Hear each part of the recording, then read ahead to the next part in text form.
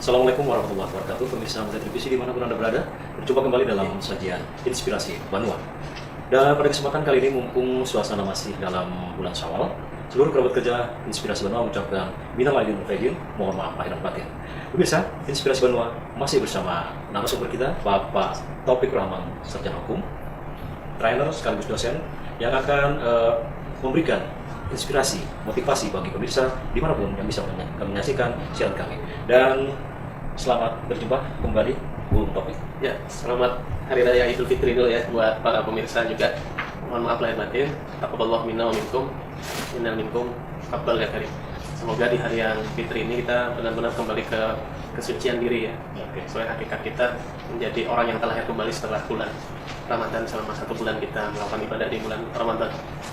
Bung Taufik, Ya, berbicara masalah Ramadan, Mhm. dan mungkin tema kita kali ini kita sesuaikan dengan suasana Idul Fitri, Mhm. dan temanya adalah pasca Ramadan. Ya, Mungkin. memantik semangat lah pasca bulan Ramadan ya. Jadi agar tetap semangat Ramadan ini ada di 11 bulan berikutnya, bagaimana dalam kita melewati kehidupan kita sehari-hari seperti itu. Oke, Bung Taufik, kenapa pada kesempatan kali ini kita harus mengambil tema pasca Ramadan? Mungkin ada sesuatu di balik tema Ya. ini mungkin. Oke, jadi kenapa tema ini menarik kita perbincangkan, karena supaya Ramadan kita ini benar-benar membekas dalam keseharian kita. Jadi banyak orang yang pada saat pasca Ramadan itu kembali lagi, misalnya pada saat sebelumnya mungkin dulu selama Ramadan dia full melakukan hal-hal kebaikan, setelah bulan Ramadan balik lagi gitu kan. Istilahnya bukan kembali ke fitrah, kembali ke asal muasal. Kembali habitat semula kan. Jadi ini yang jadi masalah kadang. Artinya bulan Ramadan itu hanya menjadi salah satu kegiatan selama 1 tahun yang pada saat itu dia memberhentikan segala kemaksiatan, kemalasan, segala hal yang membuat dia tidak semangat seperti itu ya. Nah, tapi pada saat setelah bulan Ramadan kembali lagi ketidaksabaran dimunculkan, kriminalitas kembali meningkat, kemudian disiplin diri dihilangkan gitu kan. Kemudian yang paling nyata biasanya berat badan kembali naik gitu ya. Artinya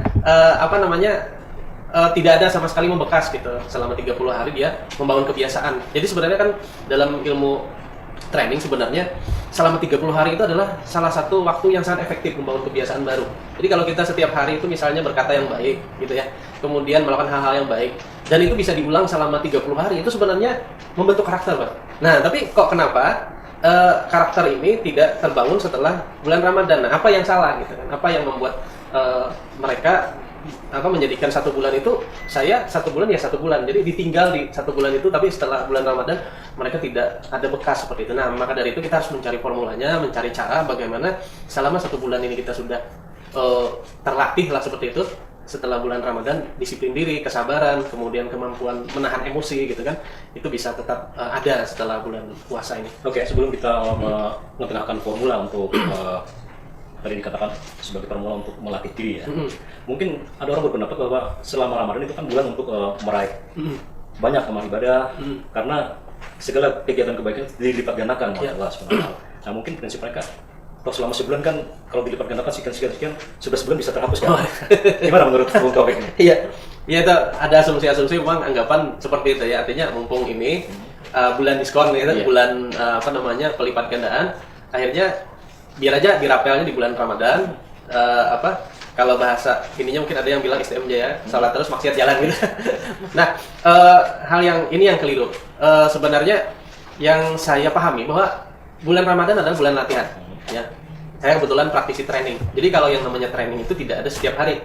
Justru di training itu karena yang namanya latihan, pertandingan aslinya adalah setelah Ramadan gitu. Nah, ini yang harus kita pahami. Ada orang yang mengatakan bulan Ramadan ini adalah bulan mumpung melipat gandakan. Itu sebenarnya pada saat persepsi yang benar itu bagus banget, karena di situ ada Lailatul Qadar, kemudian ada setiap amalan yang sunnah jadi wajib untuk diberikan ganjarannya. Nah, tapi setelahnya itu karena ini kan ibarat waktu sudah nggak dapat hal yang berlipat ganda, ya biasa-biasa aja, kembali ke standar aja. Nah, ini yang keliru. Nah, saya lebih memahaminya, lebih baik kita melihat bulan Ramadan ini adalah bulan latihan.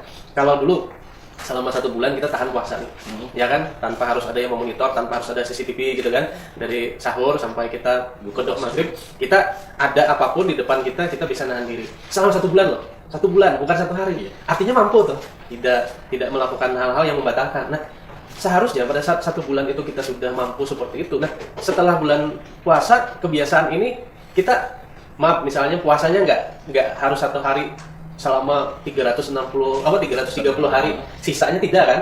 Kita hanya dituntut untuk kadang menahan diri untuk tidak marah pada saat di kantor misalnya.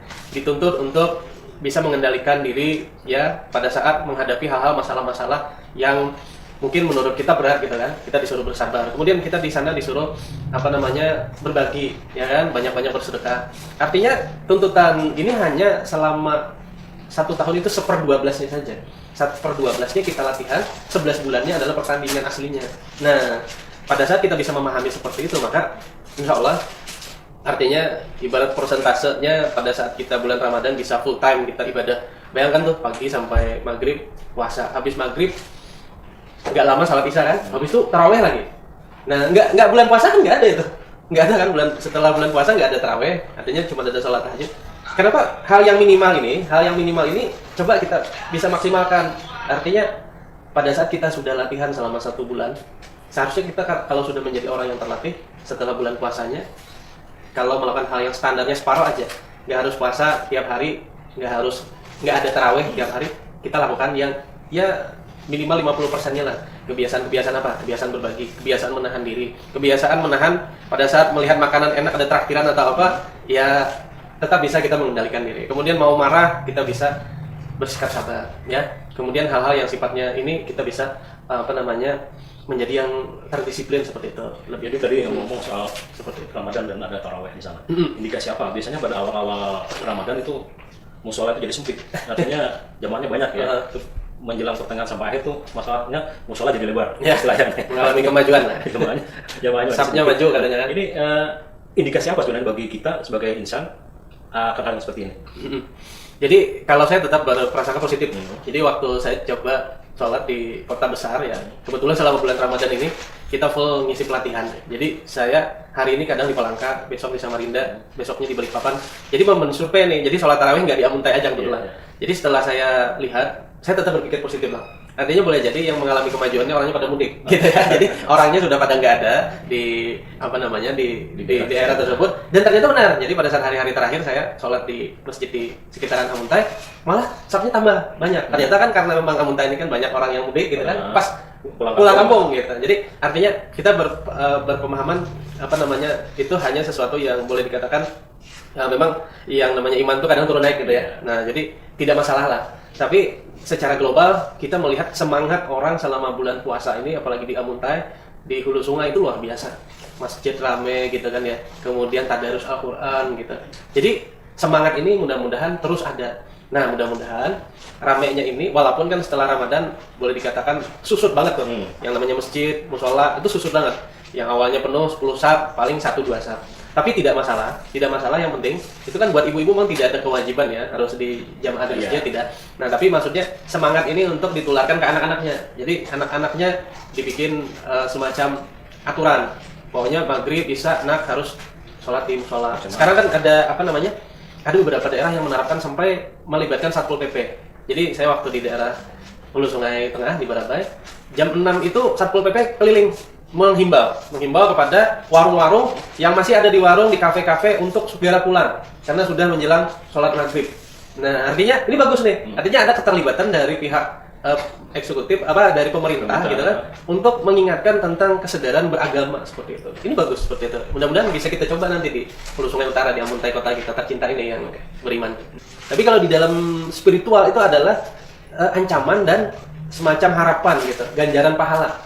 Nah ini yang harus selalu lebih dipertegas ke masyarakat oleh para ulama, oleh para ustadz. Ancaman dan harapan itu, ancaman dan ganjaran itu harus diper aktual lagi logikanya supaya masuk ke dalam pikiran masyarakat. Artinya seperti itu. Sebelum kita membahas 2 hal yang memotivasi untuk lebih mendekatkan diri, kita lihat sejenak.